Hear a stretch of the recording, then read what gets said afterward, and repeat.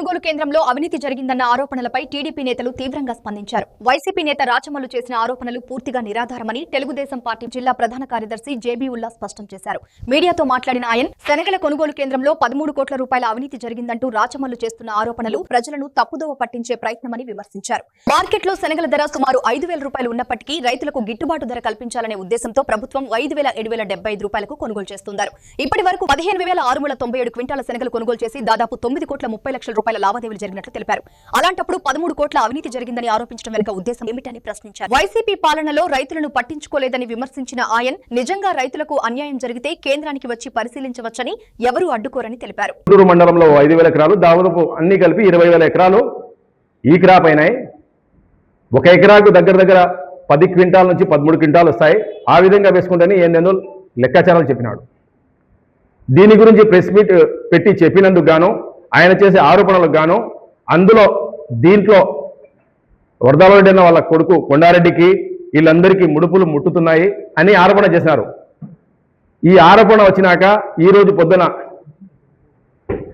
పొద్దున కొండారెడ్డి అన్న గారు ఫోన్ చేసి జబీవుల్లా నువ్వు పోయి మార్కెట్ యార్డ్లో సెక్రటరీ గారితో రైతులతో మాట్లాడి ఏం వాస్తవం ఉందో అది ప్రజలకు వివరించు. ఎందుకంటే ప్రసాద్ రెడ్డి చెప్పేటి అబద్ధాలే, కానీ దీని అబద్ధాలు ఎవరిదాకా వచ్చినాయంటే మనం జవాబు చెప్పకుంటే వేరే ఆలోచనలు పడతారు. ఎందుకంటే అక్కడ ఉండే వాళ్ళు పెద్ద ఆయనకు కొండారెడ్డి అన్నకు సంబంధించిన వాళ్ళు కాబట్టి ఈ ఆరోపణలు చేస్తున్నారు.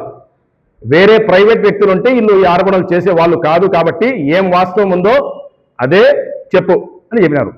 ఈరోజు నేను సెక్రటరీ గారి దగ్గర పోయినాను. ఏం సార్, ప్రసాద్ రెడ్డి అన్న చెప్పినట్టు మాజీ ఎమ్మెల్యే ఎంత ఇస్తున్నారు తూకం? 50 కిలోల బస్సాకు మళ్ళా దాని సంచికి అంత కలిపి ఎంత తీసుకుంటారంటే ఆయన అన్నాడు 650 గ్రాములు సంచి వస్తుంది.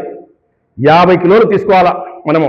ఆ సంచితో పాటి 50 కిలోల 650 గ్రాములు 51 కిలోల దాకా వస్తాయి. ఎందుకంటే దాన్ని జల్లెడ పట్టినప్పుడు నుసి కానీ ఇంకోటి కానీ ఉంటాయి. ఆ తర్వాత కూలీ గురించి ఎట్టానంటే కూలీ ఒక్కొక్క ఏరియాలో ఒక్కొక్క విధంగా ఉంటుంది.